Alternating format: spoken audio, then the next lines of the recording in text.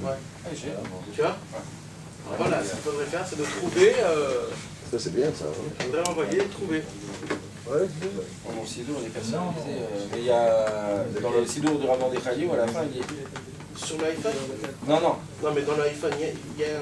Dans le sidour. Allez. Là. Ouais. Je sais pas comment il s'appelle.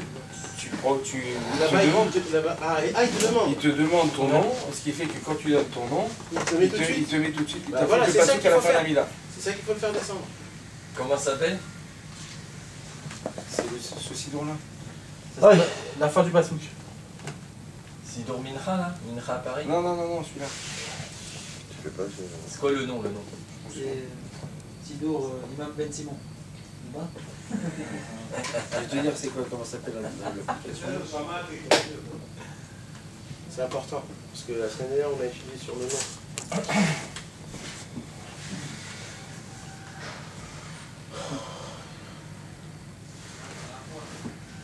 Est-ce que quelqu'un... Ouais, ça enregistre. Est-ce que quelqu'un peut me dire... Je voudrais entendre... Je voudrais vous entendre, hein, c'est pas un cours, je vous répète, c'est... On doit tous participer. Est-ce que quelqu'un peut me dire c'est quoi le Lev Nishbar?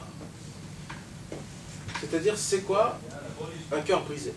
D'abord, est-ce que c'est bien, est-ce que c'est pas bien? Et c'est quoi? Est-ce que vous connaissez ça dans la Torah? Est-ce que vous avez déjà entendu? Est-ce que... Je sais pas, ce que vous avez à dire dessus. Nissim, tu veux nous dire un petit truc dessus? C'est quoi le Nishbar? Le comparer par rapport à la tristesse ou le Nishbar? Dis-moi tout ce que tu sais à propos de ça, dis ce que tu as dans ta tête, tout simplement. Bah peut-être j'ai rien, mais... S'il y a quelqu'un qui doit dire quelque chose, qui dit, hein. Après...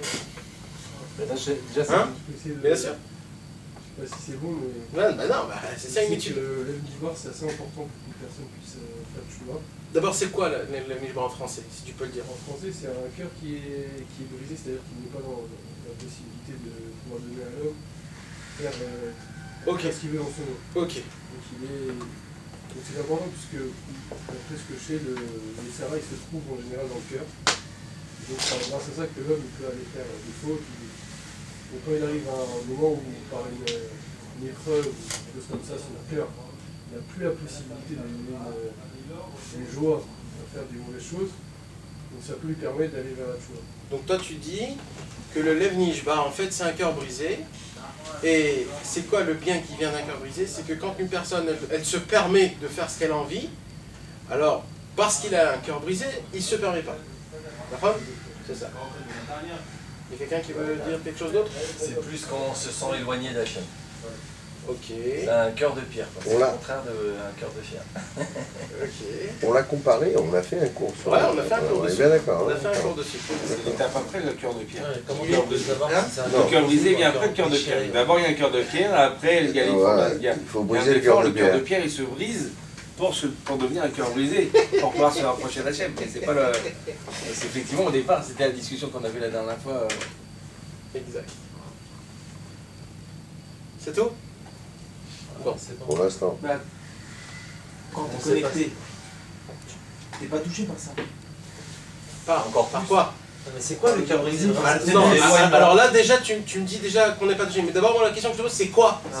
C'est quoi? C'est être triste, cette sensation de faiblesse. Donc on doit être Bessimra toujours, nous. Ah voilà, donc là j'entends un truc.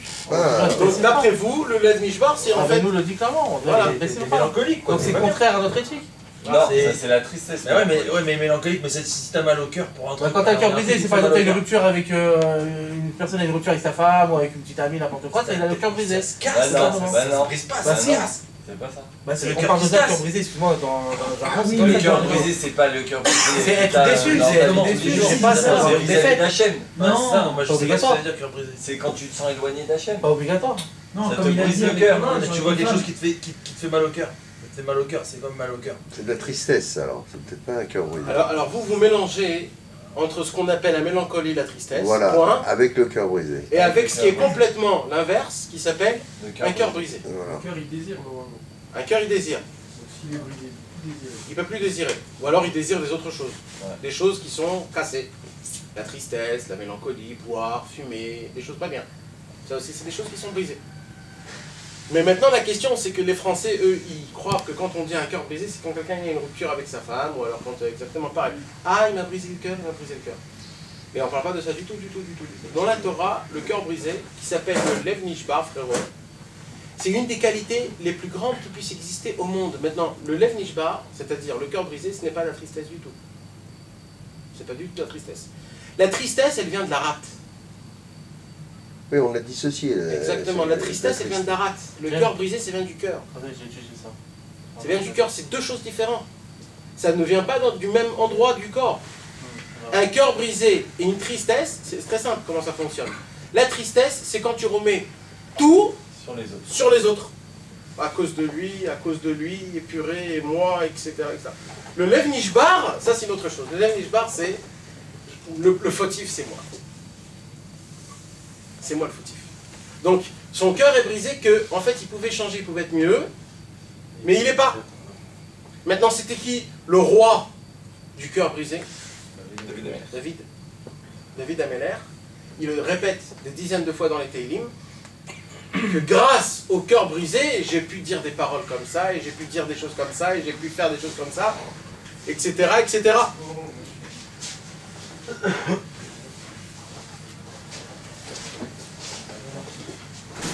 Comment va? Ça va? Grâce à Dieu.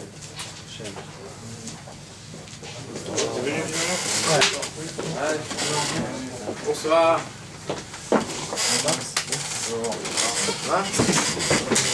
Comment va? Ça va, toi? Bien. Ouais, j'étais à terre. Ouais, tu vas bien? J'ai rien vu. Ah ouais, mon fait chier, pour rien, ça va? Ça va? Et toi? T'as rien fait, ni rien. Bah ouais. Ah, tu m'as vu maintenant, pardon. Ah, bébé. Ça va?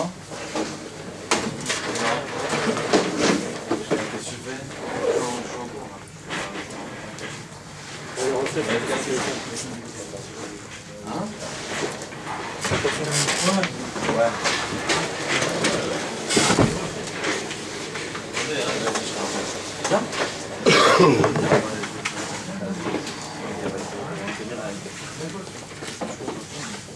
Donc en fait, on parle d'un cœur brisé. Tu peux nous dire quelque chose sur le cœur brisé? C'est bien. Tu veux que je te dise par rapport à ça? Dis ce que tu as envie de dire. Est-ce que c'est qu'un cœur brisé? Ouais, c'est quoi? Est-ce que c'est bien? Est-ce que c'est pas bien? Est-ce qu'il faut? Est-ce qu'il faut pas? C'est bien, il faut savoir. D'abord, c'est quoi un cœur brisé? C'est à partir du moment où c'est joyeux, mais en réalité, ça te touche quand même. Quelque chose comme ça. Ok. Et c'est bien, c'est pas bien? C'est bien dans certains moments. Ça dépend. Par exemple, dans un enterrement, à Tisha B'Av, c'est bien d'avoir le cœur brisé. Il faut parler au stade de tristesse. De tristesse. Donc il y a une différence entre le cœur brisé et la tristesse. Et ça, c'est très important de le savoir. Comme quoi, la tristesse et le cœur brisé, ce sont deux choses qui sont complètement à part. Comme on a dit, David Améler, c'était le roi dans cette qualité-là, qu'il avait le cœur brisé. Un homme qui a un cœur brisé, c'est un homme qui est sensible. Akadosh Baruch Hu, il adore les gens qui sont sensibles. Les gens qui se la pètent et qui se la croient en étant soi-disant un homme, comme ce qu'on appelle aujourd'hui, ça, ce sont des gens que le monde n'atteint pas la personnalité. Donc Dieu ne peut pas parler avec eux. Quand il se passe des choses en dehors du monde, quand il y a des attentats, quand il y a on entend des histoires de folie, etc., alors on ne se sent pas concerné. Pourquoi? Parce qu'on n'est pas sensible. On n'a pas un cœur. Un cœur brisé, c'est quoi? D'abord, on a posé la question, c'est quoi un cœur brisé? Un cœur ne se brise pas, un cœur se déchire. Un cœur, tu le perces. Un cœur ne se brise pas. Alors, c'est quoi en fait l'histoire? L'histoire, c'est que un cœur brisé, c'est qu'en vérité, nous tous, on a un cœur de pierre. Au fur et à mesure du temps, quand un enfant, il grandit, quand on est, on a un cœur de chair. On est sensible. On pleure tout le temps. Toujours on pleure. Les enfants, tout le temps, ils pleurent. Un petit truc que tu leur fais, ah, il part en truc, Pourquoi? Parce qu'il est sensible. Il a un cœur de chair. Mais comme il voit que c'est tellement dur de supporter ce monde, alors il se rendurcit, jusqu'à qu'il reçoit un cœur de pierre. Et un cœur de pierre, c'est quoi? Est-ce qu'une pierre, elle a un sentiment? Presque pas. Elle a rien. Elle a des sentiments, mais presque pas. Hein? D'habitude. C'est comme on dit, la routine. C'est le fait est que tout passe, et il peut se passer des choses comme aujourd'hui. Hein? Il y a un mois, quand on a entendu qu'il y avait un juif qui s'est été poignardé, ça nous a fait des frissons d'en haut jusqu'en bas, et on n'arrêtait pas de prier, et on truc. Aujourd'hui, t'entends, tu poses la question juste s'il est vivant ou pas, et puis même pas des Comme fois. tu as dit, il faut le ressentir. Et c'est ça le problème, mais on ne le ressent pas. Pourquoi on ne le ressent pas? Parce qu'on a un cœur de pierre, on n'a pas de sentiment.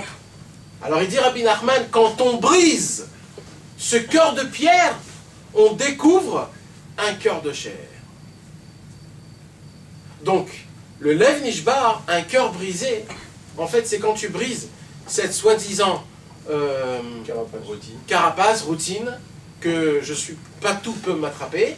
Et là, quand tu deviens être sensible, quand il y a des choses qui te parlent, quand tout te parle, d'un coup tout te parle. Il y avait des très grands sadikim qu'eux, ils voyaient tout par rapport à tout. Ils voyaient des arbres, des fleurs, ils voyaient des vaches, ça leur parlait, ça leur disait, ils entendaient. Comment Shlomo HaMelech, il connaissait le langage des arbres, des palmiers, des vaches, des oiseaux? Comment il savait tout ça? C'était pas une sagesse qu'il a appris de quelqu'un. Il était tout simplement sensible. C'est tout ce qu'il était. Il était sensible. Et c'est pas plus que ça. Nous on croit que c'est tellement compliqué. C'est pas du tout ça. Il était sensible, Shlomo HaMelech. Et parce qu'il était sensible, il se laissait pénétrer par le monde. Le monde en entier le parlait. Tout lui parlait. Il n'avait pas besoin d'appeler ou de... Il comprenait tout partout. Il savait tout partout. Pourquoi? Parce qu'il se laissait emporter par toute la création du monde. Maintenant, Rabbi Nachman, il dit, c'est très important d'avoir du Lev Nishbar. C'est quoi du Lev Nishbar? D'avoir un cœur brisé. Ça veut dire quoi d'avoir un cœur brisé? C'est-à-dire de comprendre que tout ce qui se passe avec moi, c'est pas à cause de Dieu. C'est pas à cause de mon copain, c'est pas à cause de ma femme, c'est pas à cause de mes enfants. C'est pas à cause d'eux, ce qui se passe. Ce qui se passe, c'est à cause de moi. Le seul fautif dans le monde, c'est moi. C'est comme ça. Quand un homme, il arrive à comprendre ça, il a un cœur brisé. Ça veut dire quoi, ce cœur brisé? C'est se dire, purée, si j'aurais été mieux, je serais mieux. J'aurais moins de problèmes. Si j'aurais fait ça, ça serait encore mieux. Si j'aurais un peu plus prié, il ne m'aurait pas arrivé des choses comme ça, etc. Ça oui. Mais il dit Rabbi Nachman, le problème, c'est que nous, aujourd'hui, actuellement, on n'est pas des gens qui sont forts de caractère. Alors quand on n'est pas fort de caractère, c'est très facile de glisser dans le Lev Nishbar, à la tristesse, la mélancolie, le désespoir et le laisser aller. C'est pour ça qu'il dit Rabbi Nachman, comment on peut savoir si je suis triste ou si j'ai un cœur brisé? Comment je peux le savoir? Parce que d'être triste, c'est très très grave. D'être triste, il n'y a pas plus grave que ça au monde. La tristesse, c'est la porte, on ouvre la porte pour le Yetzer Hara. On dit au Yetzer Hara, Yetzer Hara, viens s'il te plaît, viens. Je rentre chez moi et pénètre en moi et sois en moi. Et prends la royauté sur ma personne. Ça, c'est quelqu'un qui est triste. Et comme nous, on a été créés par la poussière, l'homme, il a été créé par la poussière, par la terre. Et comme la terre, sa qualité de la terre, c'est la tristesse, c'est la lourdeur, c'est moins de vitalité, c'est tout ce qui est bas. Alors automatiquement, il dit Rabbi Nachman, un homme, il a toujours tendance à s'attirer vers la tristesse. Ça veut dire quoi? Ça veut dire que quand des fois j'ai un problème, alors c'est vrai que le problème c'est un problème, mais on en fait trop. On s'en rajoute. On se met de la boue sur de la boue. Et ça on adore. Et quand on est très très bas, on veut pas monter en haut. On se dit c'est bien, tout le monde dit miskin, miskin, tout le monde dit ah, le pauvre, le pauvre. On aime ça, on adore ça. Et même des gens qui vont aller très loin pour se faire du mal, pour que les gens lui disent miskin. Parce qu'il y a des gens qui aiment ça. Jusqu'à où ça va? C'est vraiment comme ça. Il dit Rabbi Nachman, l'homme il a tendance à s'attirer vers la tristesse. Et quand il est déjà triste, alors il ne veut pas ressortir de là-bas. Et ça c'est très très grave. Parce que la tristesse c'est la porte pour tout le mal qui puisse exister au monde. La tristesse c'est un virus qui rentre dans ton cerveau, dans ton corps, et qui fait un balagan. Là où il rentre, il déchiquette. il y a écrit que quand on est sorti d'Égypte, la seule raison pour laquelle on est resté 410 ans en Égypte, esclave de Pharaon, c'était pour une seule chose. C'est que Pharaon, son travail, c'était quoi? C'est de nous pas laisser un seul instant de joie. Toujours on était esclave, donc toujours on râlait. Et comme on était triste, on ne pouvait pas sortir d'Égypte. Quand Moshe Rabbeinu est venu, c'était quoi son travail? C'était d'essayer de nous rendre joyeux, pas en râlant et en disant purée, regarde, à cause de lui, à cause de Pharaon. Non! Si vous êtes ici, c'est à cause de vous. Faites tchouva, vous allez sortir tout de suite.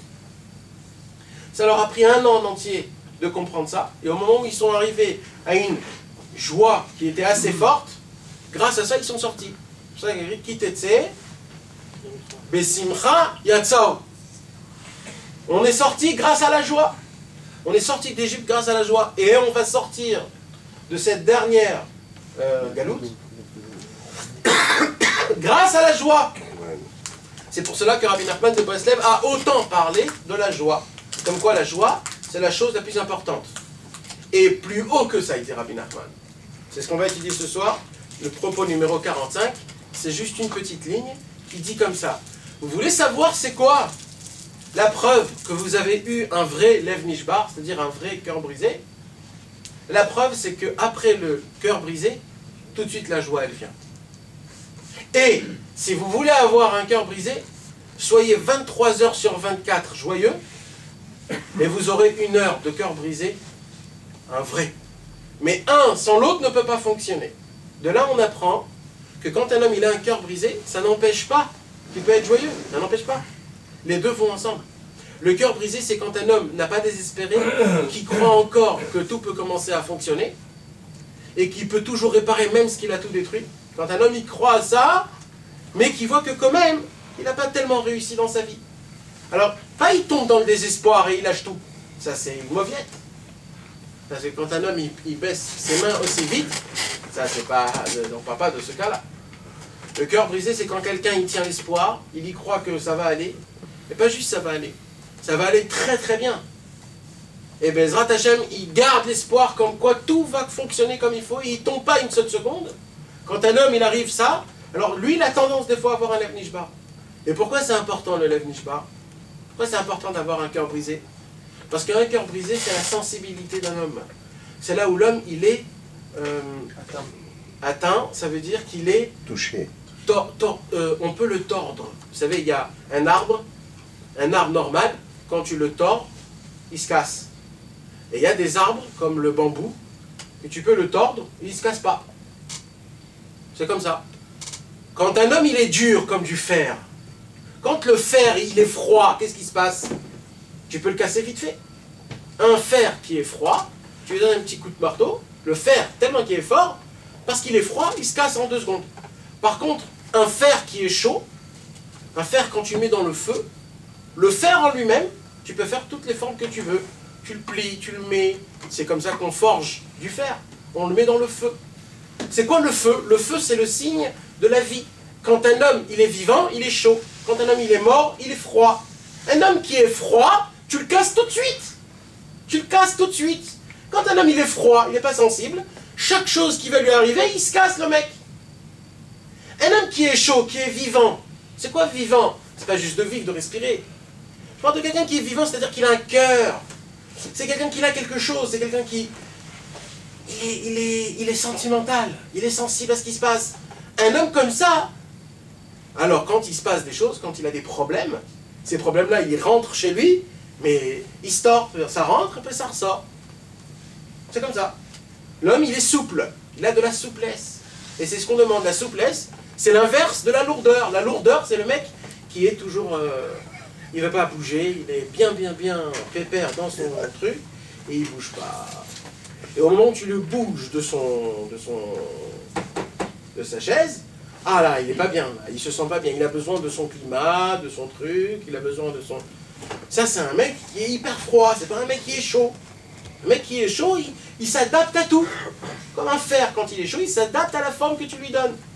Un homme qui est vivant, un homme qui est chaud, qui a du sang qui coule, qu'il est vivant, qu'il est chaud, c'est un homme qui est chaud, qui est froid, qui est chaud, et les choses ne lui pénètrent pas.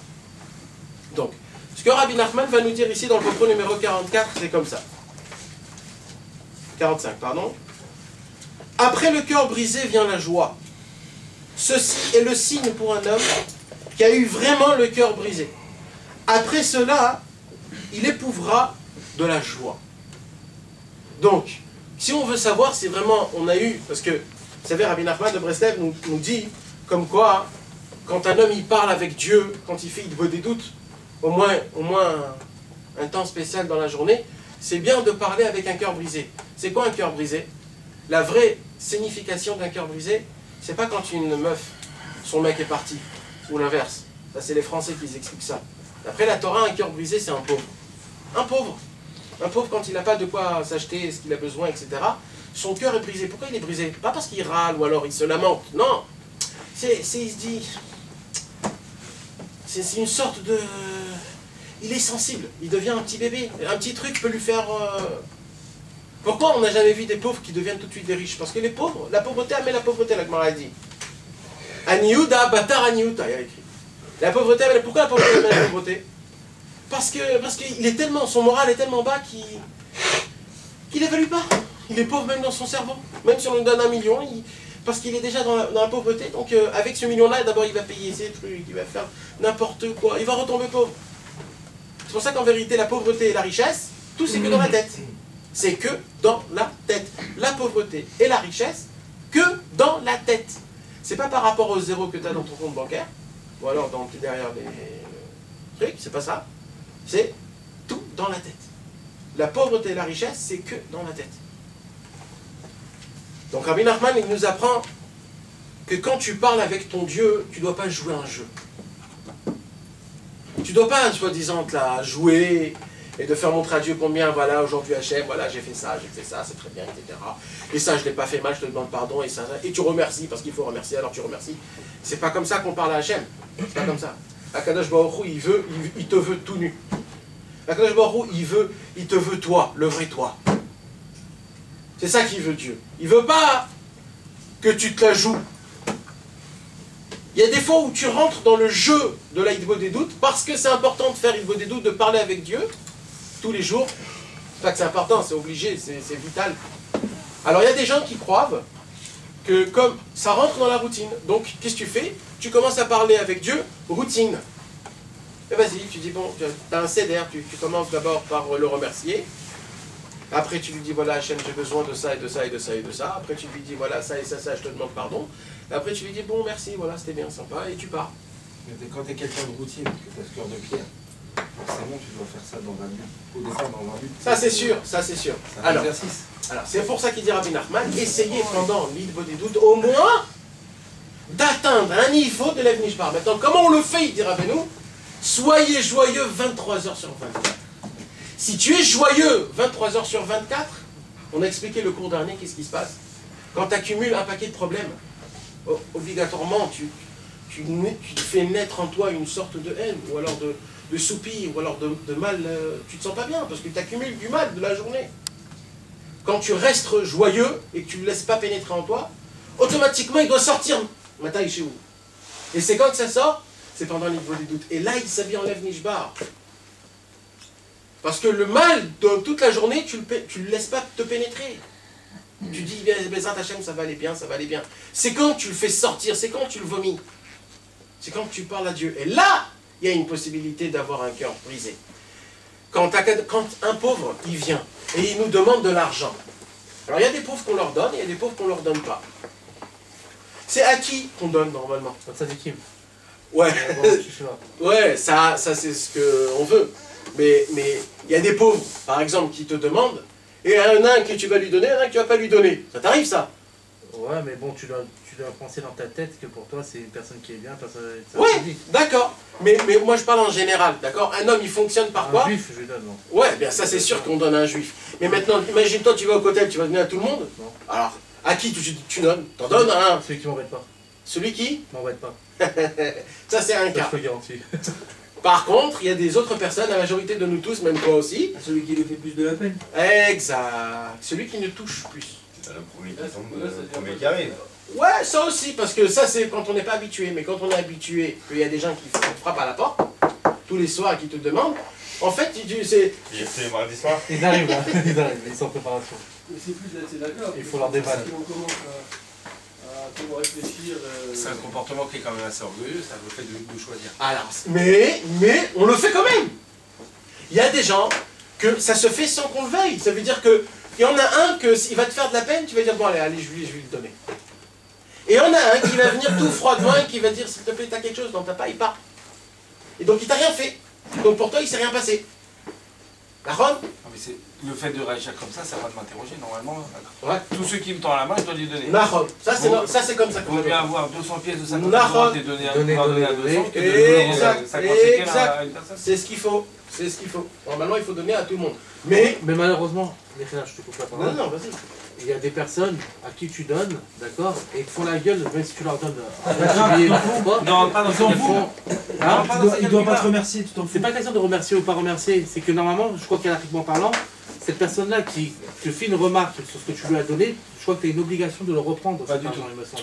Pas du tout. Moi, je sais pas. Ah Tu bah, donnes et essaye tu de t'en pas de reprendre. compte, ni merci, ni rien, ni un regard. Normalement. Il ne doit pas donner parce que Dieu nous a demandé. Dans ce cas, on ne va pas repenser comme ça. Non, on donne parce que Dieu nous donne. Après, ça rend Il y a tout- écrit qu'on n'a pas le droit de donner quelque chose à quelqu'un qui n'apprécie pas ce que tu lui donnes. D'accord.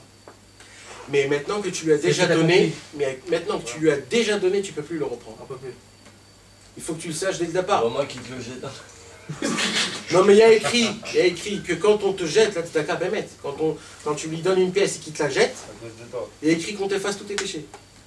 Ah, c'est magnifique. C'est bon, je vais provoquer le mec. Ah non, jette la Ah, moi. mais faut pas le donner à des gens ingonimes. Ouais. C'est quoi ça? C'est bon, tu donnes à quelqu'un et Il te jette Et il l'argent. te jette parce qu'il n'est pas content de ce que tu lui as donné. C'est un délire. Il y a ça et une autre chose Moi, aussi. ça m'est arrivé. Quand quelqu'un te demande de l'argent et que tu veux lui donner, tu rentres tes mains dans ta poche, tu cherches T'as pas. et d'un coup t'as pas. Il y a écrit ça aussi, on te lave tous tes péchés, t'as plus rien. Pas que tu sais dès le départ et tu fais soi-disant... Ah ouais. Tu lui fais confiance à quelque Non, chose. mais des fois, tu crois que t'as et t'as des Ouais, dépensé alors quand et c'est tu- comme ça, et ben on te lave. C'est ces deux cas que quand tu donnes de la tzedaka, mais c'est sûr. Maintenant, il y a écrit qu'il faut donner à tout le monde. Pourquoi? Même si, Chas Shalom, même si c'est des gens qui sont pas honnêtes et que tu sais qu'avec, Ils se droguent ou... ils se droguent, malheureusement, il y a écrit qu'il faut donner à tout le monde. Il ne faut pas faire des jugements. Et pourquoi ça? Parce que nous, on fait exactement la même chose avec Dieu. Nous, on demande à Dieu, et on ne fait pas tout le temps ce qu'il faut faire avec. Alors, si Dieu ne nous donne pas, si nous, on ne donne pas à ce pauvre-là, Dieu il va dire, ah, tu lui donnes pas à lui parce que lui, il va faire... Donc tu dois juger. Alors moi aussi, je vais te juger. Moi aussi, je vais te donner que quand il faut. Donc il faut que tu donnes à tout le monde. Il faut donner, mais un petit peu à tout le monde. Pourquoi pas beaucoup? Parce que si tu donnes beaucoup, après, tu ne vas plus donner. Alors, c'est pour ça qu'il faut donner un petit peu, mais à tout le monde. Il faut toujours avoir des pièces pour donner à tout le monde. Mais là, on est C'est parti. pas mieux pour la fatsa? Ça, c'est sûr. Ça, c'est sûr que la tzedaka la C'est plus pas le haute, Kodesh Kodashim? la tzedaka, il y a écrit Tzidkato Medetlad. La tzedaka qui... Parce que quand tu donnes à un pauvre, ta tzedaka, dans le ciel, elle va tenir le temps qu'il va utiliser cet argent. C'est-à-dire, il avait besoin de s'acheter de quoi manger. Alors, ta mitzvah dans le ciel, elle brille, jusqu'à qu'il prend, il achète, il mange, il est rassasié, et dès qu'il est plus rassasié, terminé ta tzedaka. Par contre, quand tu donnes de l'argent pour l'impression de livres qui vont te ramener vers le chemin de Dieu, tant que le livre il est dans ce monde, elle brille. Aïe, aïe, aïe. Et maintenant, si une personne, il a fait tchouva avec, c'est lui, sa femme, ses enfants, c'est tout le monde. Donc imaginez-vous combien c'est important de donner de la tzedaka à l'impression des livres qui te ramènent vers le judaïsme, c'est une tzedaka qui ne s'arrête jamais. Mais il y a des gens qui se trompent et qui se disent, moi je donne que là-bas. Ça c'est pas bien. Ça, c'est pas bien, ça. Parce que, oh, tu penses qu'à ton ventre? C'est vrai que c'est bien, mais ça veut dire en fait, tu penses qu'à ton ventre. Pense aussi aux vrais pauvres que peut-être ils n'ont rien. Ces petites mitzvot aussi, on a besoin de leur donner. Ça s'appelle des met mitzvahs, ça s'appelle des mitzvot que les gens n'aiment pas. Et bien ces mitzvot-là, c'est très important de les faire, même si on ne reçoit pas beaucoup pour eux. Mais c'est vrai que le vrai argent, quand un homme, il a de quoi donner, quand il donne pour la pression des livres et pour les choses comme ça, sa tzedaka, elle n'arrête jamais. Alors on a compris notre propos numéro 45. 45, c'est ça. Maintenant on va essayer d'étudier notre propos numéro 46. Et là mes amis, on rentre, il faut vous accrocher bien comme il faut. Parce que là, on va parler du lourd. Malheureusement, c'est quelque chose qui nous atteint tous. C'est quelque chose qui... on le vit du jour en jour. C'est quelque chose qui est vital, qu'un homme l'a tout le temps, qu'on fonctionne tout le temps avec. Rabbi Nachman de Breslev va nous parler de la pensée. C'est quoi la pensée? La pensée. Il dit Rabbi Nachman, si on y pense un petit peu, bah c'est quoi la pensée? Alors on peut s'éblouir, on est ébloui de la... comment Dieu a fait les pensées. C'est quoi les pensées en fait? Un mec il peut se tenir ici là à Natania, et en fait il est en France à Paris. Comment? Quand sa pensée est là-bas.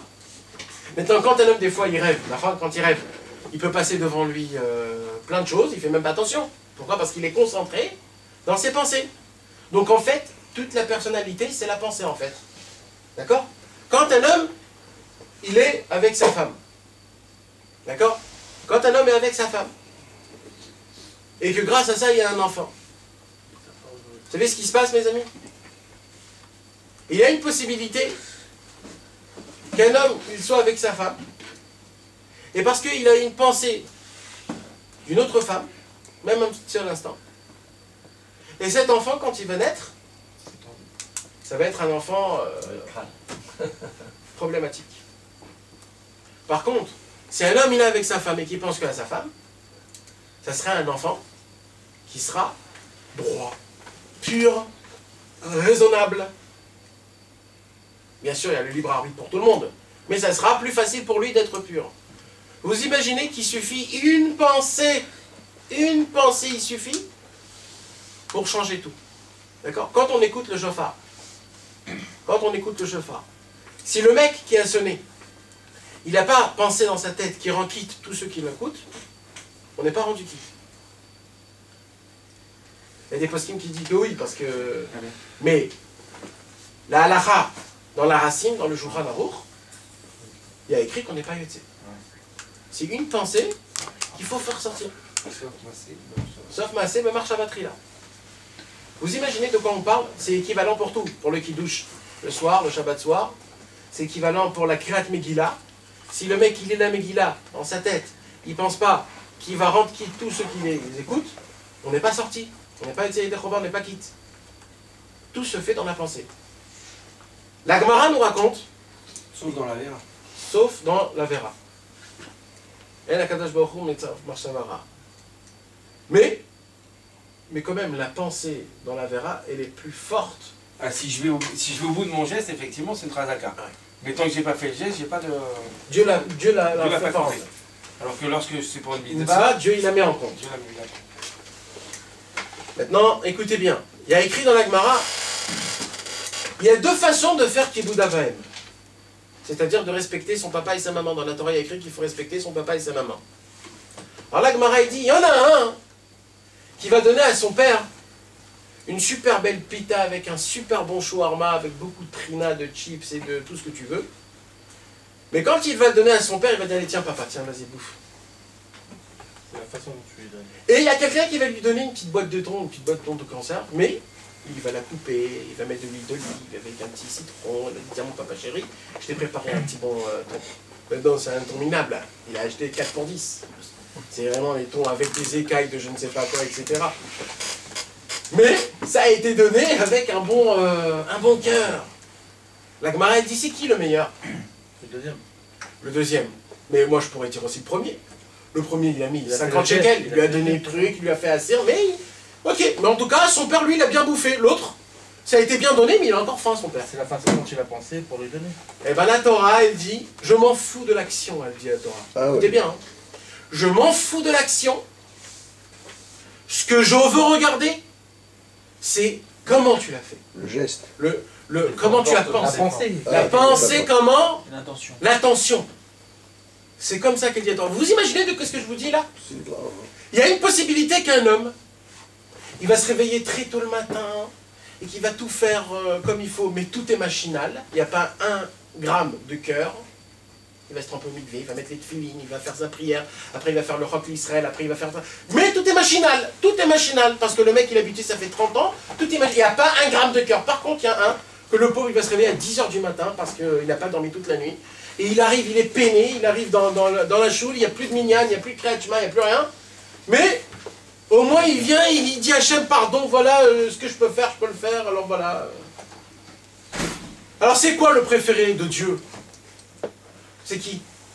Le deuxième encore. C'est le deuxième. C'est vrai que le deuxième, il n'a pas fait Shacharit, hein, d'après la halakha. Il n'a pas fait Shacharit, il a raté. Il a eu l'intention de le faire. Il a eu l'intention de faire, mais Dieu l'aime quand même plus lui que l'autre. Malgré que l'autre, il accomplit tout comme il faut. Le premier, le deuxième, il a fait une avéra, plusieurs avérotes. Il n'a pas fait le Kriyat Shema Bismana, il n'a pas fait Shacharit Bismano, etc., etc. Mais son attention était très forte, elle était vraiment pour Dieu, elle était vitale. Dans la Torah, on considère l'attention de l'homme plus que tout. Pourquoi? Parce que tout l'homme, c'est quoi? C'est ce qu'il pense. Il y a écrit que le monde atteint l'homme par sa pensée. Il y a 7 portes dans le corps de l'homme, dans la figure de l'homme. La première porte, c'est les yeux. Dès que les yeux s'ouvrent, tu vois quelque chose, tac tac, ça pénètre dans ton cerveau. Quand tu l'entends, ça pénètre dans ton cerveau. C'est des portes pour que ce monde puisse pénétrer dans ton cerveau pour t'attraper, te manger. Maintenant, quand tu fermes tes yeux, il n'y a rien qui peut t'atteindre. Tu ne peux pas fantasmer sur une femme si tu ne la vois pas. Donc quand tu ouvres tes yeux, tu vois une femme, ou alors tu ouvres tes yeux, tu vois une Rolex, ou alors une Ferrari, une belle maison, ou un beau truc, etc., etc. Tout de suite, tu te fais rentrer dans ta tête, vas-y, des idées, des fantasmes, etc., etc. C'est pas aussi en liaison avec la flamme de Taneshama? Plus tu fermes les portes, plus elle grandit, plus tu ouvres les portes, plus elle rapetisse. Ouais. Bah, l'autre est Tanerot, il y a Hirouche Shiva Tanerot. Ouais. Notre ami, il est venu ici pour avoir un petit truc de tzedaka. Celui qui veut faire une Seouda de Rosh Chodesh pour notre ami.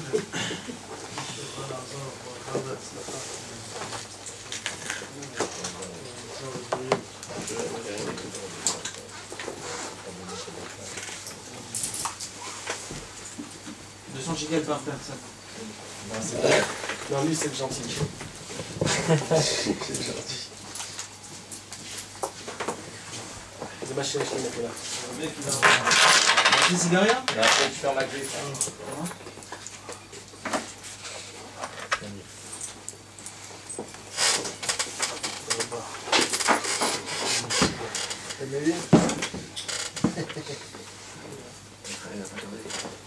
Il arrive avec la facture. Il y en a qui arrive avec la facture, là. Il y en a qui arrive avec le riz, la facture. Bon, tu vas rigoler. Kol tov, v'atzlacha, chaim tovim, machar. Non. C'est demain soir. Là, il y a l'autre avec la déballée, ils sont bons. Les autres sont bons. Où on était? Le vrai commercial. Ah, la pensée. Donc imaginez-vous que tout peut se faire avec une histoire de pensée. Maintenant, aujourd'hui on est tellement loin parce que je peux vous parler de la bouche. Aujourd'hui on parle des paroles comme si que les paroles c'était gratos. Mais on ne sait pas que les paroles c'est pas gratos. Chaque parole que tu sors tu le payes, frérot. Dans le ciel il y a écrit, Akadosh Baruch Hu à Rosh Hashanah, il n'y a pas que l'argent qui te dit combien tu vas gagner cette année. Il n'y a pas écrit à Rosh Hashanah que combien de jours tu vas vivre.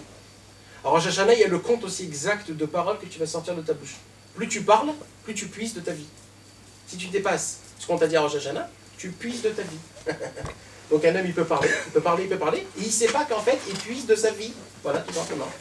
Alors, ça c'est pour les paroles, mais moi je ne veux pas parler de paroles parce qu'on est tellement habitué de laisser notre pensée s'évader, s'emporter, comme si ça ne nous fait plus rien. Des fois, on flambe en pensant, si je gagne le loto, qu'est-ce que je vais faire? Et il y a même des gens qui vont se trouver, 4-5, en parlant de ça, des heures. Et moi, qu'est-ce que je vais faire si je gagne le loto? Ah, c'est un film. Ah, mais attends, mais tu peux rentrer dans ce truc-là Ah, tu vis. de folie. Tu vis. Et en plus, le pire de tout ça, c'est que ça te fait bien. Tu dis, tu sais quoi, je vais essayer de penser, vas-y. Si je gagne au combien, vas-y, 150 millions. Purée, qu'est-ce que je fais avec 150 millions? Mais je me fais... Tu es en train même de réfléchir à qui tu vas donner. Eh ouais, parce que le juif, il peut pas faire que du mal. Alors il va se dire, il faut la tzedaka aussi dans l'histoire. Il faut donner à droite à gauche. Je vais construire ça, je vais faire ça, je vais faire ça. Ma sœur, ça va être dur. Eh oui, tu comprends. Donc on perd tous ces choses-là, malheureusement. Ah. Moi un jour j'ai posé cette question-là quand j'étais jeune. Est-ce qu'on a le droit de stam fantasmer, même pour rien, pas que sur le loto, pour rien? fait peur. Ça s'appelle en hébreu marchavot chutz, des pensées extérieures. Vous savez ce qui se passe? Les pensées extérieures t'aminent en un clin d'œil, t'amènent dans des mauvaises pensées. Ça chauffe. Tout de suite. C'est comme un rêve. Vous savez, les rêves, c'est pas réel. Un rêve, il n'y a pas de logique. D'un coup, t'es là, de l'autre côté, tout de suite, tu rentres dans un autre rêve, rien à voir, tu te rappelles... Les pensées, c'est exactement pareil. Tu penses comment tu vas gagner ton truc, et d'un coup, tu pars à là, et Miami, les meufs, etc. Ah, t'es parti très loin. Si, par exemple, Et ça se fait en un clin d'œil. Si par exemple, je dis voilà, demain je gagne en loto, j'aide mes parents, j'aide mes familles, j'aide tout ça. Ouais, ça c'est ce que tu crois, mais c'est pas comme ça. Maintenant tu parles parce que tu les as pas. Mais au moment où tu les auras, tu seras une autre T'as une personne. nouvelle, frérot. Ça veut le dos. Si ton. Bon, personne. Je veux une table pour gagner une grosse somme pour faire ça. Ouais, pipeau frérot, pipeau. Pourquoi? Fais-le maintenant, après tu parles. Si t'es un homme, fais-le tout de suite, t'as pas besoin d'argent pour Je ça. peux pas, sans Ça dépend. Mais arrête, tu peux faire un petit peu ce que t'as, fais-le. C'est bien chaud. Ce que tu as, fais-le. Ça c'est les gens Ah oui, mais- qui connaissent pas qui parlent comme ça. Tu dis, je Quand veux j'aurai, plus. je sonnerai. Mais comme tu dis, je Moi, veux je te plus parle pas pour forcément essayer de me donner- tranquilliser un petit peu plus et après je vais donner. Ouais, ça veut dire en Voilà, fait tu déjà, veux tu de fais l'argent pour remplacer Dieu. Parce que jusqu'à maintenant t'as pas d'argent, alors t'es tout le temps, ah, Hachem, je t'en supplie, aide-moi, j'ai mon loyer à payer. Alors tu dis non, non, j'ai besoin de l'argent parce que j'en ai marre de prier Hachem. J'en ai marre d'être dépendant de Dieu. Alors Hachem, reste tranquille là où tu es, tu me donnes juste de l'argent et je t'oublie, tu m'oublies. C'est ça en fait ce que ça veut dire. Quelle métaphore. En première chose, non. Attention, non. Attention, ouais, mais on se la joue frérot. Alors, j'ai une- Les Américains c'était les seuls sincères, ils ont écrit sur leur dollar, on y croit en Dieu, parce que leur Dieu c'est le dollar. Alors pourquoi prier sur la Parnassa Hein? Pourquoi prier pour la Parnassa? C'est quoi la parnassa? C'est pas que l'argent. La parnassa c'est pas d'argent frérot. C'est que la globalité. Il y a un problème, les Français ne savent pas Ouais. interpréter le mot parnassa. C'est vrai. Tu veux de la parnassa ou tu veux du kesef? Faut Maman. C'est ce que tu gagnes tous les Pour jours. moi, la Parnassa, c'est l'oseille. Ah, voilà. La parnassa dans la Torah, tu sais c'est quoi Parnasse? Qui est dans ta vie? Parnasse, c'est tu as ce que tu as besoin. Tu as de quoi manger, de quoi boire, un toit, voilà, c'est tout. Les enfants. Ce que tu as besoin, tu l'as. Pas plus. Si tu crées des besoins, si tu l'as aussi. Ouais, c'est vrai, qu'est-ce que tu veux? C'est. Ouais. Et quand il monte, il monte. Quand il monte, il monte. La question, c'est ce qu'ils payent après. Moi, je crois pas que les gens ils payent des 150 millions et des trucs, mais on va pas rentrer dans ça. En tout cas, moi, ce que je vous dis, c'est ça. Nous, on parle de la bouche, etc., la parnassa, on n'est pas rentré dans ce sujet-là. L'essentiel sujet, c'est la pensée. La pensée, c'est une balle que tu jettes, et elle revient un an après. Et les pensées, ils coulent, ils n'arrêtent pas. La pensée, mes amis, c'est la seule chose qui fonctionne dans notre cerveau, qui ne s'arrête que quand on va mourir. Quand on dort. Non, quand on dort, ça fonctionne aussi la pensée. Ça fonctionne, on rêve. Ouais. Le rêve, c'est la pensée. Bon, mais ça vient C'est pas les mêmes pensées, donc. Ça vient d'où? Ça, c'est Dieu qui te l'a donné. Mais on a mal, c'est un muscle qui a été mal musclé. Donc ça sert à quoi? En vérité, ça sert à quoi? La pensée, on va étudier. Ça sert à quoi? On voudrait ne pas penser aussi. D'abord, Non, c'est des bonnes Mais non, pensées. Des fois, tu voudrais chasser des pensées. Il y a des fois où tu n'as pas envie de penser Non, parce que voilà. ça fatigue. Et parce que Voilà, tu penses ça à tous les fatigue, trucs que tu voilà. vas voir et qui sont Ah, bah, parce c'est que ce tu que je te dis. tracasses. Tu voudrais pas En penser des fois. philosophie, ça se dit je pense donc je suis. Oui. Tout simplement. Donc on est. Et tu sais, quand on dit la parole est créatrice, mais la pensée c'est quoi? C'est Destructrice. 10 000 fois plus que ça. C'est beaucoup plus créatif. Ah ouais, ouais. C'est des mondes, hein. Créatif. La Alors pensée, Rabbi Nachman, il donne un exemple qui est exceptionnel. D'accord? Tu prends tes pieds, tu prends un ballon, hein, tu tires le ballon au pied, combien tu peux l'emmener? 300, 400 mètres, pas plus. 400 mètres? Tu peux l'emmener loin. Tu peux l'emmener loin. Combien? Dis combien? Combien? avec la pensée, 30 mètres? tu peux la Même le plus grand footballeur? 30 mètres? Allez, 500 mètres. 500 mètres? 100 mètres, 100 mètres, 100 mètres, 100 mètres, 100 mètres. Bon, on D'accord. va dire 100 mètres, d'accord? C'est loin quand même 100 mètres. Hein? Super loin. C'est super loin 100 mètres. Attends. Donc, t'as pris, donc, 200 mètres. il y a la possibilité avec le pied de faire quoi? De faire emmener quelque chose, de le jeter à 100 mètres, d'accord? Maintenant avec ta main, Non, c'est moins. tu peux lancer. 50 mètres. Ouais, c'est- Non, non, mais il y a une possibilité que tu peux faire avec ta main Il y a beaucoup plus de possibilités que par rapport aux pieds. Ouais. Les pieds, tu peux que marcher ou voir. Avec ta main, tu peux prendre par exemple un tir à l'arc ou alors un pistolet. Ah oui. Un pistolet, tu tires. Et combien t'arrives avec un pistolet? C'est un 700 mètres. Un plus, 1 kilomètre, 2 kilomètres on va dire même. Avec des snipers et tout. 1 kilomètre, d'accord? Donc avec ta main, la main, elle a une possibilité de force de 1 kilomètre. Donc on a dit le pied combien? 100 mètres. La main, c'est 2 kilomètres. Maintenant, la bouche, on monte de niveau. La bouche. On peut tuer une personne à distance. La bouche. L'internet aujourd'hui. Alors un micro, tu rentres dans un stade de foot. Voilà, des milliers Le de téléphone. kilomètres, des milliers de kilomètres. C'est infini. Ah. Donc la bouche, elle a une possibilité. Non mais moi je parle pas quand on... Tu parles du bas vers le haut. Voilà, Donc, toujours vers le haut. Le dernier, c'est Alors la pensée. attends. La Donc pensée. avec la bouche, tu peux parler à des gens très loin, d'accord? Maintenant, les oreilles, tu écoutes, tu peux entendre d'où? Tu entends des éclairs et des tonnerres qui viennent de très très très loin. Tu peux entendre des voix avec un son qui, Faites quand tout tu ça. rentres dans une grotte ou alors dans un parking, quand tu cries dans des... Oh, et ça passe. Tu peux entendre un écho dans tes oreilles qui va encore plus loin que ta truc. En fait, tout ça, c'est limité, quoi.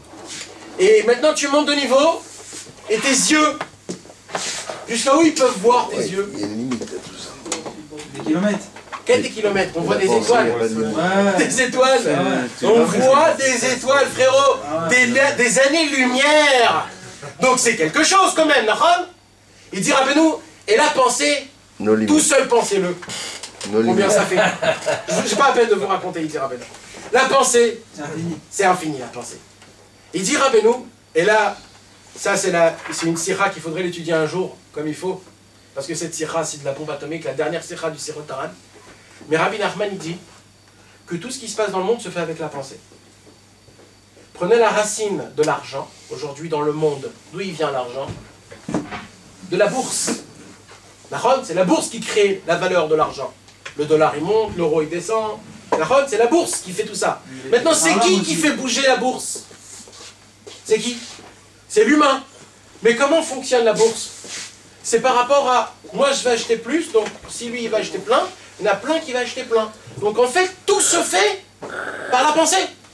Ça veut dire que tu t'assois peinard chez toi à la maison, tu te dis, voilà, je crois que je vais mettre ici, et le mec, avec sa pensée, il a fait tomber le monde en entier. Il dit, Rabbi Nachman, la pensée, elle est créative. Vous savez comment Dieu a créé le monde?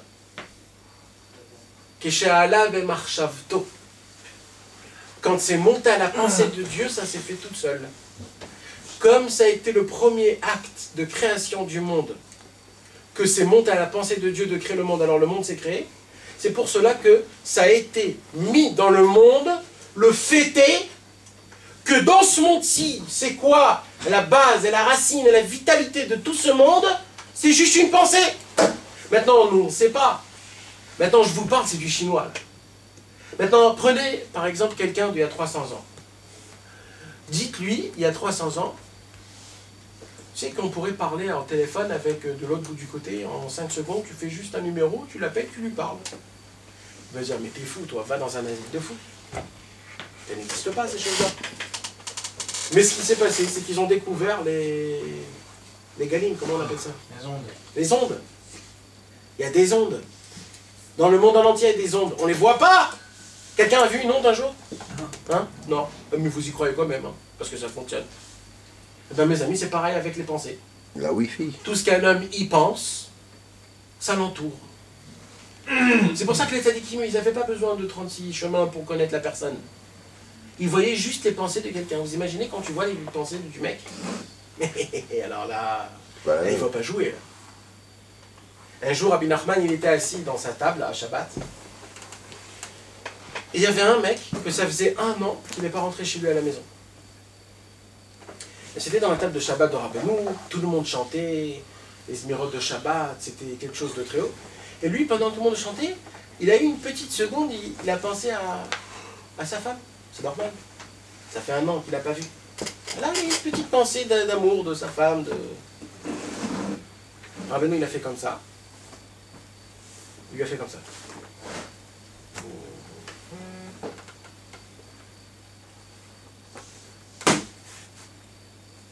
Nous, on voit avec nos yeux. On voit que ce qui est matériel. Mais il y a une possibilité de voir avec le nez, avec les oreilles, avec la pensée, avec la bouche, avec tout. Chez les tzadikim, des gens qui étaient purs, qui n'ont pas, ras v'shalom, endommagé l'alliance sainte, toutes les passions sexuelles, etc. Un homme comme ça, lui, c'est nos limites. Nos limites. Il a une possibilité de rentrer, de voir, de perfectionner tout de A à Z. Toutes les pensées d'un homme, il l'entoure. Ça ne va pas. Il l'entoure. Maintenant, quand quelqu'un, c'est l'ami de quelqu'un d'autre, quand il y a deux personnes qui sont amis un à l'autre, automatiquement, ils auront des mêmes pensées. Ça vous est jamais arrivé que je chante un chant dans ma tête et que ton copain il chante le même chant d'un coup? Il te le zamzam, il le morbonne. Pourquoi ça fait ça? Vous n'avez pas vu que quand quelqu'un il baille, le deuxième quand il voit qu'il baille, toi aussi tu bailles. Comment ça fait ça, ces choses-là? Tu bailles. Tu m'as fait penser, j'ai envie de bailler. Ah, comment ça se fait ces choses-là? C'est pas des choses tam qui arrivent. C'est vrai que c'est phénoménal. Bien sûr, parce que un homme, il a de l'énergie qui dégage et qu'il donne à son copain. Des influences. Des influences. Ouais. Que tu le veuilles ou pas, t'es influencé. Pourquoi on n'a pas... C'est pas bien d'habiter en dehors d'Israël. Pourquoi? Pourquoi il faut habiter en terre sainte? Parce que quand tu habites pas en terre sainte, t'es automatiquement, que tu le veuilles ou pas, influencé des gens qui t'entourent. Tu habites chez eux, t'es influencé que tu le veuilles ou pas. Quand tu es habité en terre sainte, t'es influencé directement de Dieu. C'est pour ça qu'il y a aussi ce qu'on dit, quand je veux apprendre de quelqu'un qui il est, alors je dis, dis-moi c'est qui tes amis, je serai qui tu serais. Qui tu es. Pourquoi? Parce qu'en fait c'est ça. C'est par rapport à tes amis que je peux savoir qui tu es, parce que c'est tes amis qui t'influencent, que tu le veuilles ou pas. Quelqu'un qui a des mauvaises pensées sur quelqu'un d'autre, il est chez quelqu'un d'autre. Une pensée créative, mes amis. Notre propre vie, notre propre sort, on se le crée. Les problèmes qu'on a, on se le crée. Les maladies qu'on a, on se les crée. Les problèmes d'argent qu'on a, on se les crée. Par quoi? Par des mauvaises pensées. On n'y croit pas. On ne la prend pas sérieux. On se dit, s'il va m'arriver ça, et s'il va m'arriver ça, et comment ça va se passer si ça sera comme ça? Et vas-y, tu crées, vas-y, c'est toi-même qui crée. Y a pas, c'est toi qui te crée ta propre vie, ton propre sort, tes propres choses qui vont se passer. Parce que la parole n'est pas créatrice. La parole est créatrice. Mais la pensée, mais va-t-il, la pensée, c'est l'action, frérot. C'est l'action tout de suite. Ça détruit. C'est tout de suite, ça se fait.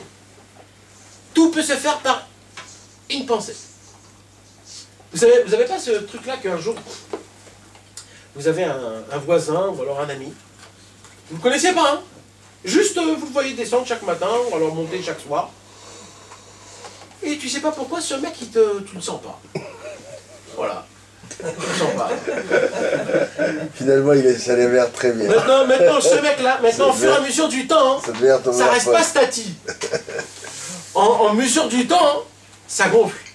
Et chaque chose qu'il va faire, tu dis, bah voilà, j'étais sûr, tu vois ce qu'il a fait ça. C'est parce que ça. Et ça gonfle, ça gonfle.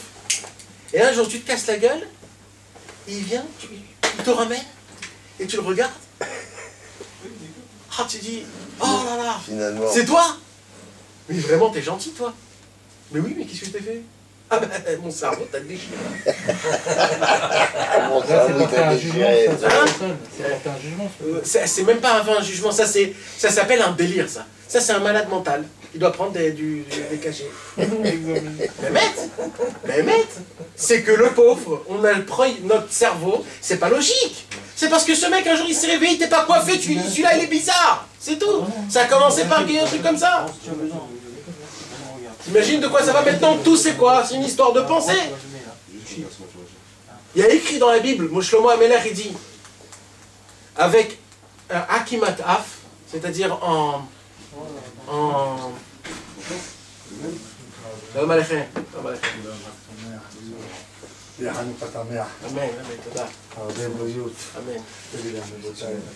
il a besoin de tzedaka, le jumeau. Il est plein dans les chocolats. Il est plein dans les chocolats. שפעת, איך תגיד, תעזרו לי רבותיי, השם יעזור לכם. שיהיה לכם ברכה והצלחה לכולם. C'est cigarette? T'arrives pas à les refournir. תודה נשמה. Que de l'oseille.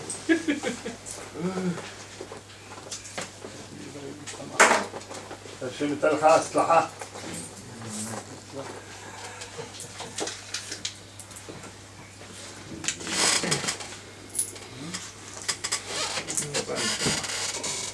Attention de ne pas tomber. Hein.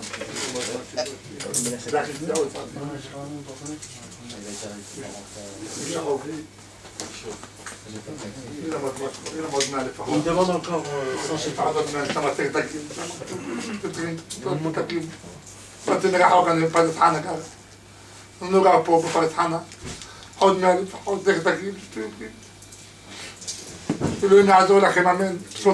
Oh, caméra!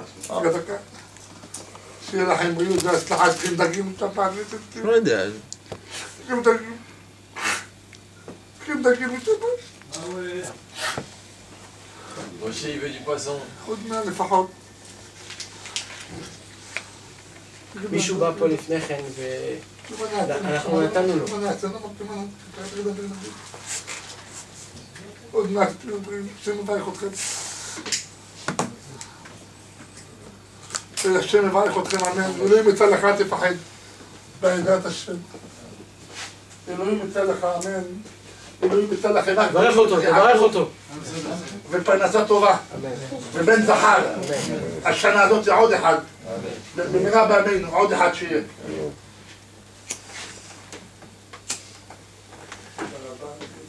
Bon. Non mais je vais changer. Je veux bien un peu aussi, si vous voulez, pour changer de machine à carte.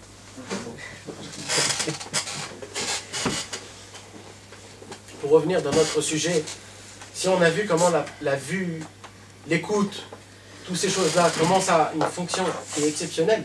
Donc imaginez-vous la pensée, mes amis, la pensée, c'est tout. Tout. Un homme, il peut s'asseoir un à côté de l'autre, un c'est un tzaddik, un c'est un rachat. Les deux, ils font exactement la même chose. C'est quoi la différence? C'est que un, sa pensée est pure, l'autre, sa pensée n'est pas pure. C'est tout. Deux personnes s'assoient, deux personnes font des télim, au même endroit, au même moment. Un, c'est un tzaddik, et un, c'est un rachat. Pour une seule chose, une seule raison.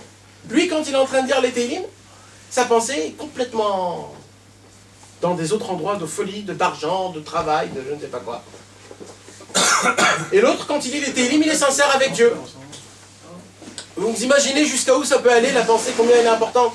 Maintenant, là, je ne parle pas de mauvaises pensées, parce que si on va rentrer dans ce cadron de mauvaises pensées, là, les gars, ça va être grave. Alors comment on fait pour purifier ses pensées ou alors chasser une mauvaise pensée? D'abord, purifier, c'est une histoire très haute que tu me parles. D'abord, je vais te donner le conseil comment chasser ces pensées-là. Tu donnes le nom d'Hachem? Le nom d'Hachem? Non, il y a d'autres choses. Il dit, non, Rabbi Nachman, il dit très simplement. Il dit, un homme ne peut pas avoir deux pensées en même temps. Pense que tu viens. Alors, non, pense quelque chose d'autre, mais moins mal, c'est tout. C'est tout. Mais au départ, tu es obligé de penser à ce que tu as envie de penser et après tu vas te... Mais comment la Moi, je te pensée, parle des mauvaises pensées. D'accord, mais une mauvaise pensée, excuse-moi, quand tu dis penser une bonne pensée, c'est que déjà tu as l'intention de penser à une mauvaise pensée, donc c'est déjà le fait, tu as déjà pensé à ça. Ouais. Réfléchis. Mais Donc, tu l'arrêtes. Non, mais moi, mais tu l'arrêtes. La pensée, elle vient. D'accord, mais tu as déjà fait le péché d'avoir pensé à... Alors, le cerveau, il a trois portes. D'accord. D'accord? Il y a trois cerveaux dans la tête. Trois. Droite, gauche et le milieu. Chokhma, bina, dat. D'accord? La pensée, elle pénètre d'abord le premier, la chokhma. Après, elle rentre la bina, après, elle rentre au dat. Donc il ne faut pas que ça pénètre jusqu'au fond. Donc ça reste juste penser à la première. Si c'est au premier cerveau, c'est bon, c'est pas encore grave. C'est vaguement. C'est comme une mauvaise vision. Une mauvaise vision, tu vois une femme qui n'est pas tsniout ou alors quelque chose de pas bien, si ça juste ça passe, bon, ça passe. C'est quand tu restes trop longtemps que là ça rentre et après ça part plus. Ouais, c'est Donc une pensée quand tu vois qu'elle n'est pas bien, pense à autre chose. Prends une lasse de billets et compte. Ça on adore les billets nous. Hein, on compte des billets, voilà. Au moins je pense pas aux mauvaises choses. Ouais, et si t'as pas de gaz, alors prends des cartes et comptez. Mais tu tires, tu montes et tu remets. Mais Bémet, il faut avoir une pensée que tu aimes penser, pas encore une pensée de truc, parce qu'après le mec il va tout de suite repenser la mauvaise pensée. Il faut qu'il kiffe une autre pensée. Ça c'est bien. Si un homme il veut pas avoir de pensée pas bien, qui se fait son fantasme du million. Vaut mieux ça qu'avoir des mauvaises pensées sur Razvé Shalom, des choses pas bien, sur des femmes, sur des choses comme ça, etc. C'est très grave, mes amis, les pensées, ça pénètre dans l'homme. Vous savez ce qu'il y a écrit? Il y a écrit que la shichecha, c'est-à-dire l'oubli, c'est juste extérieur. Mais le cerveau humain n'oublie rien. Il n'oublie rien. La preuve, c'est que des fois, il y a des gens qui font des amnésies. Non, quand on te dit 1, 2, 3, tu dors. Hypnotisé. Il y a des gens qui font de l'hypnose et qui arrivent à te ramener quand tu étais tout bébé. Des choses que tu te rappelles pas. Comment ça se fait? Comment il arrive à faire ça? C'est les subconscients. Parce qu'il n'y a rien que tu oublies dans ta tête. Il n'y a rien que tu oublies. Tu peux toujours tout te rappeler de tout. De tout. De la première heure que tu es né. Tout. Tout. Le cerveau humain, il accumule tout. Il y avait des tzadikim qui se rappelaient, le Noam Elimelech par exemple, Rabbi Elimelech de Ligensk, il mettait ses mains dans le feu tous les vendredis matins. Pourquoi? Parce qu'il s'est rappelé que quand il était tout bébé, quand il était de sa maman, sans faire exprès, il avait frappé. Alors pour réparer cette faute, il mettait ses mains dans le feu. Comment il s'est rappelé qu'il a frappé? Parce que c'était un tzaddik. Il se rappelle de tout. Et vous savez comment on peut faire ça? C'est facile à faire. Hein? Si un homme il fait tchouva tous les jours, il se rappelle de tout. Plus tu fais tchouva, plus tu arrives à te rappeler à tous tes jours. Plus tu fais tchouva sur tout ce que tu as fait cette journée-là, cette journée elle te reste à toi. C'est pour ça que Rabbi Nachman de Breslev il raconte un conte qui s'appelle le conte des 7 mendiants. Que dans les 7 mendiants, il y avait là-bas 8 sages, dans le premier mendiant.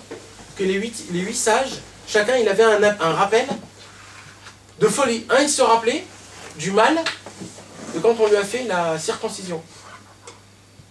L'autre il se rappelait de la première fois où il est sorti du ventre de sa maman.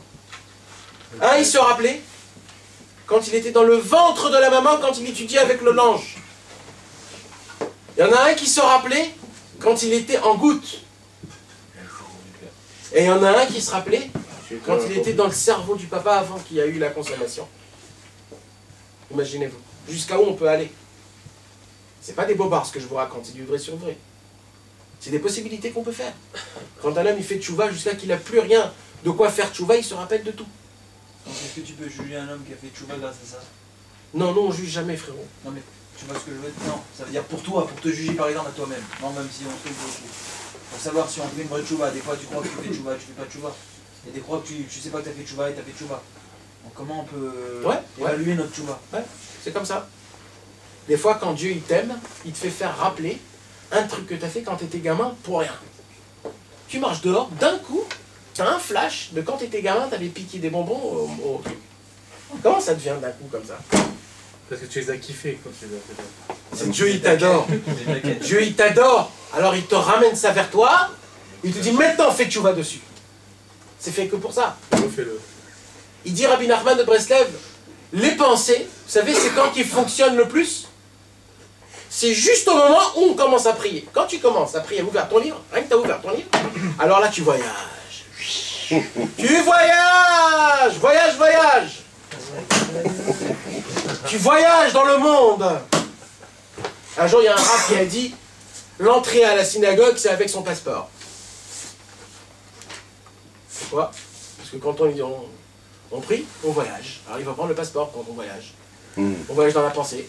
On va là, et en France, et à Paris, et quand j'étais bébé, et en Amérique, et à Miami, à Los Angeles, à hier soir, à avant-hier, et à demain, et après-demain. Tu vas penser à tout, sauf à la prière. Maintenant, il dira, ouais. Tu sais que tu as dit que la pensée elle se transmet. Ouais. Quand des personnes, pour faire la prière, tu sais, Mitra, Shahari, Darwin, ils ont besoin d'être minyan 10 personnes. Exact. Bonne question. D'accord. Si tu as des personnes qui pensent mal, comment tu fais? Bonne question. Alors, c'est un mal pour un mal. Il dit comme ça. Quand un homme seul pense des mauvaises pensées, alors lui, il est foutu parce qu'il est tout seul, le pauvre. Par contre, quand on est 10, s'il y en a un qui pense bien, lui va faire monter tout le monde. C'est pour ça qu'il faut prier en Thibaut, en Ménière. Et s'il n'y en a pas? S'il n'y en a pas, et ben...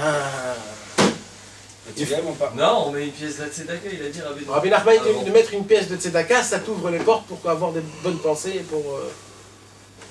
C'est pour ça qu'il faut attacher notre prière aux tzadikim, que les tzadikim prennent notre prière et qu'ils l'amènent là où il faut l'emmener. Hors sujet, excuse-moi. Hors sujet. C'est parce qu'on parlait de mettre une tzedaka avant la prière. Pourquoi on met une pièce de tzedaka quand on s'assoit Vata Moshe Bakol. Ouais. Je mets 3. 3 pièces. 2, 3, ce que tu veux, mais pourquoi? Parce que le Hari Akadosh, il dit que ce moment-là, Ve'ata Moshe Bakol en hébreu, ça veut dire « et toi tu règnes sur le monde ». C'est quoi la preuve que Dieu règne sur le monde? C'est quand tu fais quelque chose qui n'est pas logique vis-à-vis de ce monde, mais logique vis-à-vis de Dieu. Alors tu prends de l'argent que tu as gagné en travaillant, et tu le donnes à quelqu'un que normalement il ne doit pas recevoir. Alors tu dis Hachem, tu vois ça je le fais, c'est parce que c'est toi le maître. T'as compris? Alors, ce qui se passe mes amis, Ils sont retrouvés au coin de la rue. ouais. Ils sont montés dans la voiture, ils sont partis. Non. Ferrari? Ils ont une voiture? Ouais. Normalement, ils vont en taxi. C'est pas grave, c'est pas grave. Et il ne faut pas rentrer dans ces calculs-là. Non mais on sait pas, c'est... C'est porté sur l'argent quand même. Tout ce qui se passe, certains remèdes ou des applications qu'on doit faire. Ouais. Tu vois ce que je veux dire? Parce que l'argent... On travaille pour l'argent. L'argent dans la spiritualité, il est très haut. Toutes les mauvaises choses qui se passent dans le monde, c'est à cause de l'argent aussi. Non mais l'argent dans la racine, c'est quelque chose de très haut, très pur. Très haut, très pur. Dans la Torah, comment on appelle l'argent? Tu sais comment on appelle la Torah l'argent? Non, dans la Torah. Damim. Damim. Et ça veut dire quoi damim en hébreu? Sang. Le sang c'est quoi pour un homme? C'est la vie. C'est la vie. Du même endroit où sortent nos âmes dans le ciel, c'est là où sort l'argent. C'est pour ça que l'homme il est hyper attiré à l'argent. Parce que c'est la même chose. Mais le problème c'est que ça flanche complètement. Nous ce qu'on doit refaire c'est de le ramener en haut. Là c'est fort. Bon, on va pas rentrer dans ça parce que c'est pas notre sujet pour l'instant. Mais juste pour revenir mes amis. C'est important parce qu'il faut bien comprendre ce sujet-là. C'est grave mes amis. Les pensées c'est quelque chose de grave. Je voudrais bien, si vous voulez, qu'on se donne le livre, et celui qui voudra lire, on va lire le propos numéro 46, Bezrat Hashem. Rabbi Nachman va nous apprendre quelque chose de très très important à ce sujet-là. Pour garder notre pensée en bon, en bien, comme il faut. Nissim, tu veux nous lire 46. À voix haute et en... Et intelligible. Ouais. C'est de gauche à droite, hein, pas de droite à gauche. À voix haute. C'est pas la même que l'autre, mais bon. Bon, ça fait un... Il faut veiller jalousement sur nos pensées, car la pensée peut engendrer des choses vitales. Voilà, ça veut dire quoi? C'est-à-dire qu'il faut faire très attention à nos pensées, parce qu'on peut... Créer des choses... Exister des choses. Par exemple, quelqu'un qui a peur d'un chien, et que tout le temps dans sa tête, il dit que j'ai peur du chien, une phobie, cet homme-là, vous allez voir, le chien va venir toujours vers lui. C'est comme ça. Les gens qui ont peur des moustiques, ou alors des cafards, ou des choses comme ça, vous allez voir, ce sera toujours lui qui va tomber sur le cafard. Moi j'ai peur de l'argent.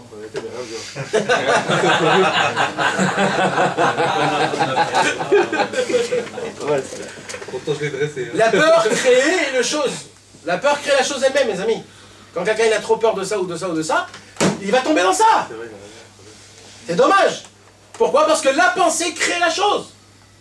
C'est comme, je ne sais pas s'il est en français, mais il y a ce qu'on appelle aujourd'hui... Ah, Derech Hagav, c'est très important que vous le sachiez. Vous connaissez le film Le Secret? Ouais. C'est secret. Le livre. Le livre. Hein? Le truc sur la loi de l'attraction. Le livre Le Secret. Oui, mais ça c'est fait dans le sens du monde. Oui, mais sachez une Pas chose. fait dans le sens Sachez une chose. Parce que ça a été mis dans toutes les langues. L'attraction, Je sais pas. C'est ça, c'est ça. Mais quoi comme tu vois? Je sais pas. Assod. Ouais, Assod. Tout ce livre, il est pris de ça. De cette sikha-là de Rabbi Nachman de Breslev. Tout. Vous allez voir mot pour mot, hein. Mot pour mot. Maintenant, ça, ils l'ont dévoilé quand? Il y a 25 ans. Ça, même pas. Voilà, donc, tout ce qui a été dit là-bas, c'est que ta façon de penser est créative. Si tu penses 1 million, 1 million, 1 million, 1 million, tu vas gagner ton million. Et il te faut montrer des reportages, il te faut montrer tout comment ça fonctionne, comment les gens ils font, etc. etc. Et là, tout ça, c'est cette sikha à la 46. Ils ont pris de Rabbi Nachman il y a 200 ans. Notre problème, c'est que même les millions ne suffit pas, donc on va être dans les transports. On pense à beaucoup plus que ça. Le milliard. Vas-y, continue. Donc, ce qu'on a dit, c'est que la pensée est créative, vitale. Créatrice, pardon. Sache que si l'on observe l'être humain, on constatera le phénomène suivant. Le degré de capacité d'atteindre et de saisir les choses croît au fur et à mesure que l'on s'élève dans le corps humain. Donc, on explique.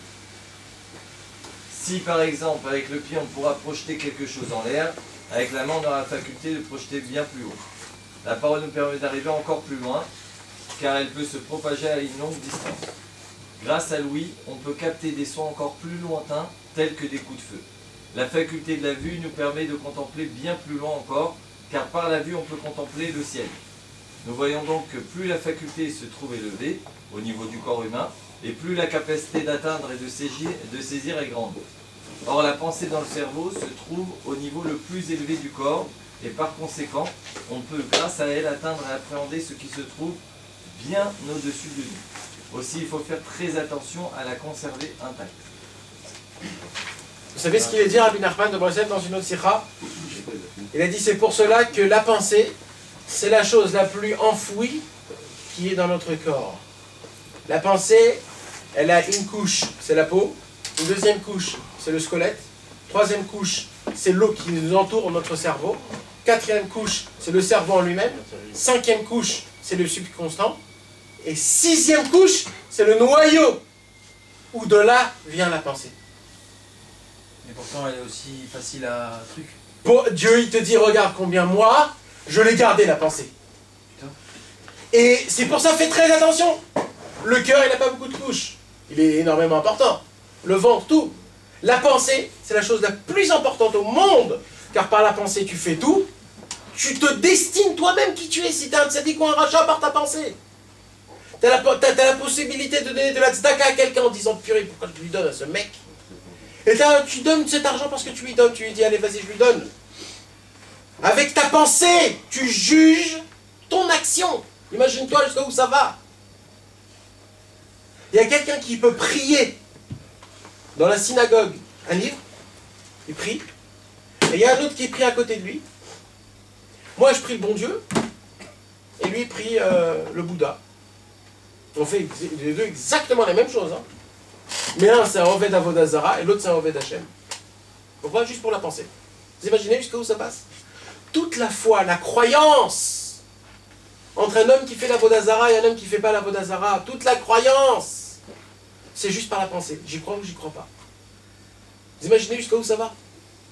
Quand un homme il pense positivement, son monde est positif, mes amis. Tout se fait avec la pensée. Tout se fait avec la pensée.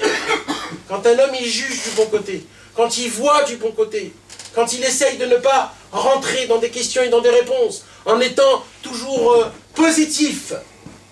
Quand un homme il pense joyeusement, même que son matzav il n'est pas bien, il dit allez ça fait rien, la joie, c'est l'essentiel. Grâce à ça il ramène la guérison, il ramène la délivrance, il ramène la lumière dans sa vie, dans son foyer. Tout se fait par la pensée mes amis. Ne croyez pas, il y a plus que ça, il dit Rabbi Nachman. Ça c'est énormément, énormément, énormément fort. Il dit Rabbi Nachman comme ça. Je vous le fais en 2015 hein, pour qu'on puisse comprendre.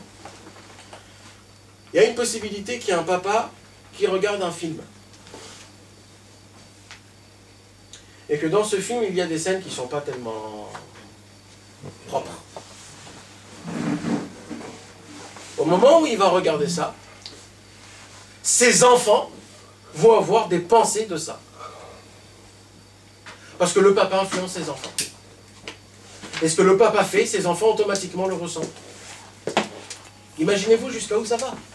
Rien que parce que la pensée du papa, il est comme le bébé, l'enfant, il est lié avec son père. Alors ça se fait ensemble. Par contre, il y a une possibilité qu'un enfant, il se prenne en main, qu'il fasse tchouva, et c'est lui qui va faire tchouva son père, sans rien lui parler. Rien que parce que lui, dans sa tête, il était très fort dans sa pensée de faire tchouva, que grâce à ça, son père a fait tchouva. Ou alors l'inverse. C'est le papa qui commence à faire tchouva et qui se dit, allez, je dois me reprendre. Ses enfants vont faire tchouva sans leur parler, sans rien. Jusqu'à où ça va? Ça a une... Il y a une liaison qui est exceptionnelle en famille. Il faut le savoir, ces choses-là, mes amis. Ne croyez pas qu'on est peinard. Ce que je fais, ça touche personne. Ça touche. Ça touche. Sans le savoir, ça touche. C'est-à-dire, ce que tu fais, ça touche personne. C'est-à-dire sur quoi tu fais? Il y a des fois, tu dis, ouais, je vais faire ça, ça peut me faire que moi du mal à moi et pas à personne d'autre. Mais il y a des choses que tu fais, que comme tu es lié à tes frères, ou tes sœurs, ou tes parents, que automatiquement, ça va leur toucher à eux, si tu fais quelque chose de mal ou quelque chose de bien. Chaque pensée que tu as, ou alors ils viennent de ton père, ou alors c'est toi qui les emmènes de ton père. Un des deux. Elle peut venir de moi? Elle peut venir de toi. Mais, quand elle vient de toi, elle a une influence sur les gens qui sont proches de toi. Tu comprends? Ça veut dire, c'est quelque chose, c'est énorme. Sur certains points, elle peut être bonne, la pensée. Oui, et là c'est bien. Avant de parler, il faut que tu penses de ça. Oui, d'accord, alors là c'est bien. Mais quand c'est mal, c'est mal. Et quand c'est bien, c'est bien. Donc ça veut dire, un homme, il peut rendre tchouva, toute sa famille, tout le monde, juste en ayant des bonnes pensées. Imagine-toi. Un jour, Rabbi Israël, il est allé chez Rabbi Israël Cordonneau, après qu'il a étudié la Torah numéro 31. Que dans la Torah numéro 31, il est écrit qu'il suffit juste d'avoir des bonnes pensées et juste de languissement pour le peuple juif, qu'il puisse revenir vers Dieu, et ça suffit. Il a dit à Rabbi Israël Cordonneau, viens, on va à Méron, et toute la journée, on va penser qu'au peuple juif. C'est tout. Pour qu'ils puissent faire tchouva. C'est tout. Pas besoin d'y aller, de parler. On va penser à eux 24 heures sur 24. On s'en fout de nous. Et Rabbi Israël dit ok. Et Rabbi Israël Cordonneau, de sa vie en entière, il n'a jamais prié pour lui-même. Jamais. La seule chose qu'il priait, c'est que le monde puisse connaître Dieu. Point barre. Il n'a ni prié sur lui-même, ni sur sa femme, ni ses enfants, ni sur son spirituel, ni son surspirituel à lui-même. Il a dit, moi, ok, moi ce que je vais prier, c'est sur le monde. Sur le fait que le monde puisse connaître et reconnaître la grandeur de Dieu, la sincérité de Dieu, la beauté de Dieu. Et c'est comme ça qu'ils ont ramené Bitchouva tout le monde aujourd'hui. Parce que comment aujourd'hui les gens ils se rapprochent de Rabbi Israël et de Rabbi Nachman? Comment? Il est mort, Rabbi Israël et Rabbi Nachman.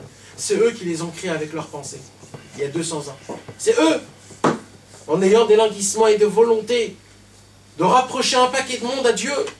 C'est eux qui les ont fait, c'est leur bébé à eux.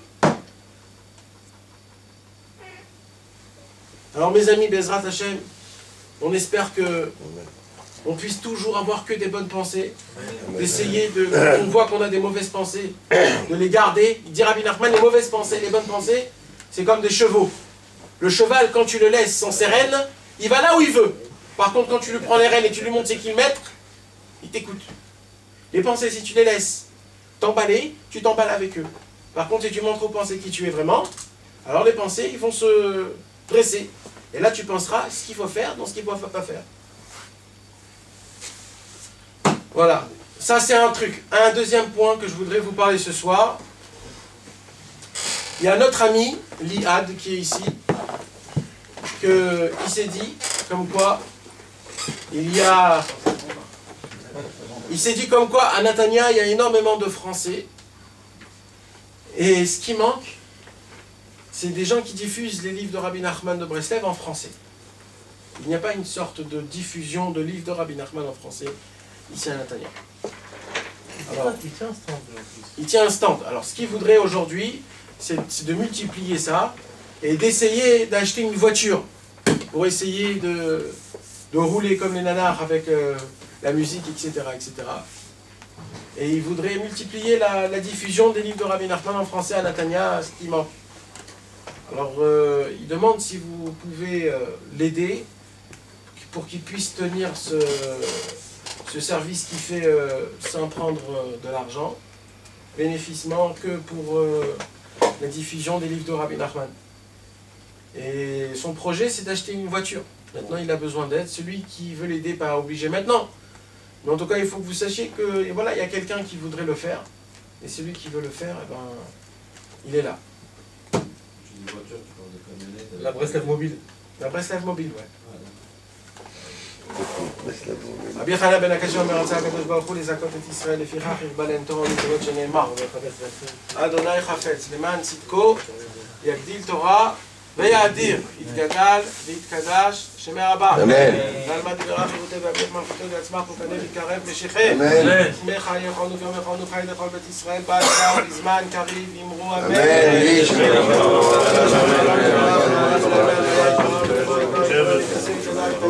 שמי דקודשה בריחו אלא מן כל ברכתה שרתה תשמרתה ונחמתה ואדירה בעלמה ואמרו אמן על ישראל ועל רבנן ועל תלמידון ועל כל תלמידי תלמידם להסכים דורייתא קדישתתי והתרעדת איתי בכל אתר ואתר אלא נאו לא נולכות שלמה רבה חינם וחינם וחינם וחיה ריחו מזוני רביכי כפור קנה מן קודם אבון דבשמיה והרב ואמרו אמן אש אל אמר רבה מן שמיה חיים ושרה בישוע ונחמה ושבע ורפואה גאולה וסליחה וכפרה ורווח והצלה ואמרו אמן עושה שלום במרומיו וברחמיו ועשה שלום עלינו ועל כל עמו ישראל ואמרו אמן. לכבוד ערבית, celui qui a pas fait ici me faire vite. Je vais laisser l'honneur à... Ouais. 2 secondes, tu vas voir. C'est quoi exactement?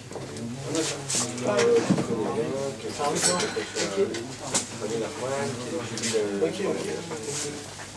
Parce que ça, je l'ai déjà fait. Ouais. Et il faut une deuxième fois. Et Rabat, vas-y, Jérémy, tu commences.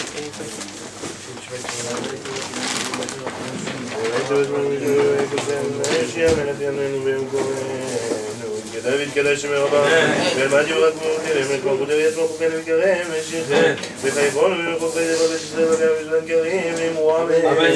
יש מרבה מרבה, שמעין קודשה ויחו, אלא מכל בירת השבעת השבעת ונראת הדבר ואמרו אמן. ישיבה בורא, תורה, שהמלך יעננו ביום תורה.